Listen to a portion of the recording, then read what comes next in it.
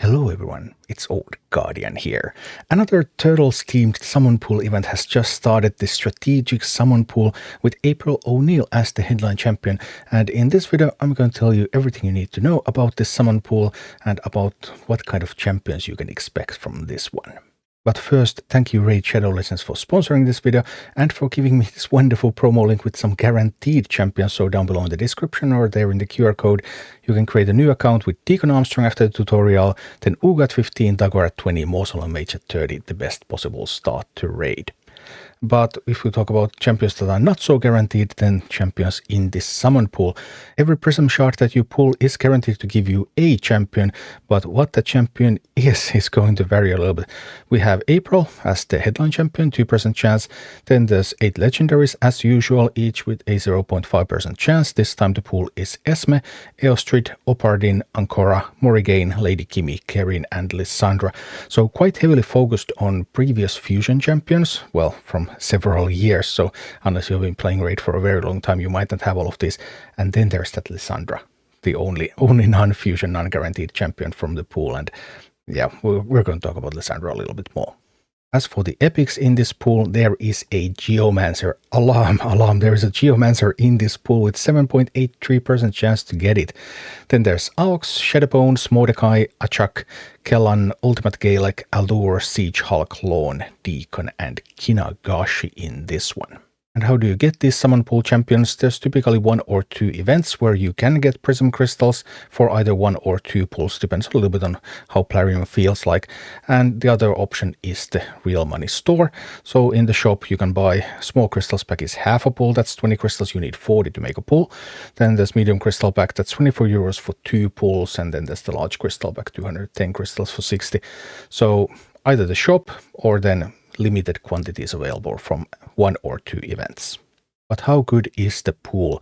This time there are 2 absolutely superb pools in this pool, because there's Lissandra, the ultimate turn meter speed control champion, just speed aura everywhere and so much turn meter control, it's just totally crazy. And then there's Geomancer, perhaps the best epic champion in this game, some HP burns and just really sturdy and totally wonderful champion. So the probability to get one or the other is 8.33%, there's 0.5% for Lissandra, and then 7.83% for Geomancer. Actually, that 7.83% for Geomancer, that's about the same as a 25 times progression event with the full bonus. So that's around 25 times more likely to pick up a Geomancer from these than you would be to pick up a Geomancer from a Sacred Shard. Then there's a number of strong pulls, mostly focused around turn meter control. There's Esme, Eostrid, Morrigan, Lady Kimi, some legendaries. Then also some really wonderful epics with Aux, Deacon and Allure. I guess you could even say Deacon could be a super pull, but of course nowadays there are many new player codes, including my own, that give you Deacon already. So lots of new players already have Deacon if they have started with the best codes. That Allure, I truly adore Allure. I mean, up to 75% turn meter reduction.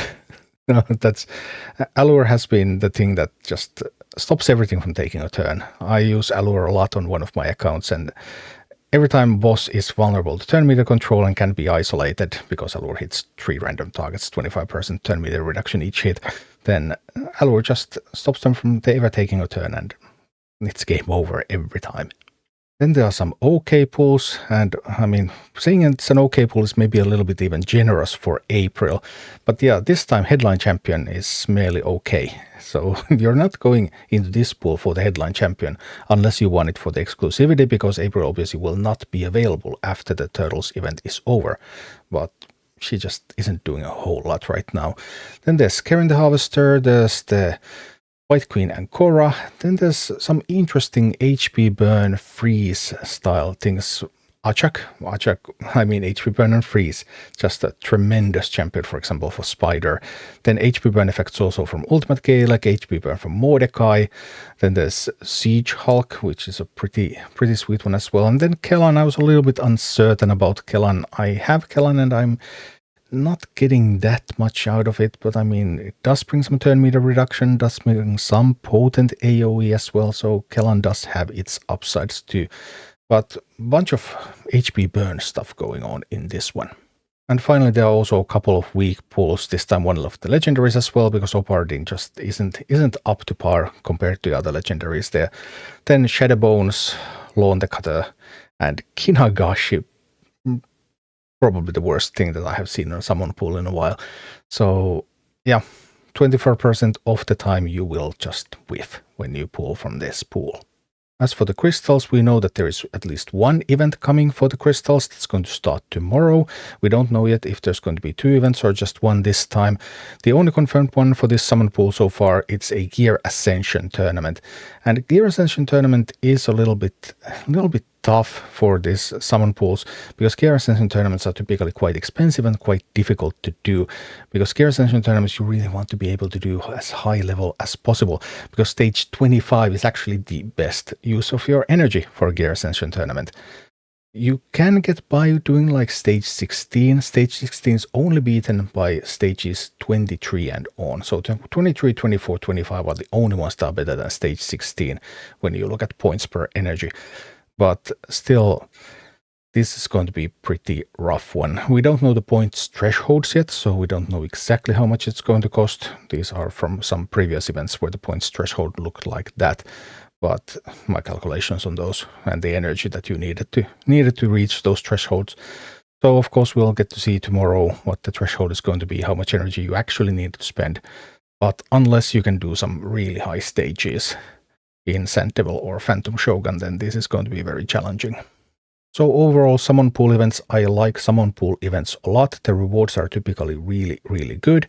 Each pool is like a curated sacred shard. Of you can't combine this with a double 2x event, but still, the odds, for example, the odds for the Geomancer, it's the same as if you were having a 25 times boost on Geomancer, pulling it from sacred shards, now pulling it from these crystals.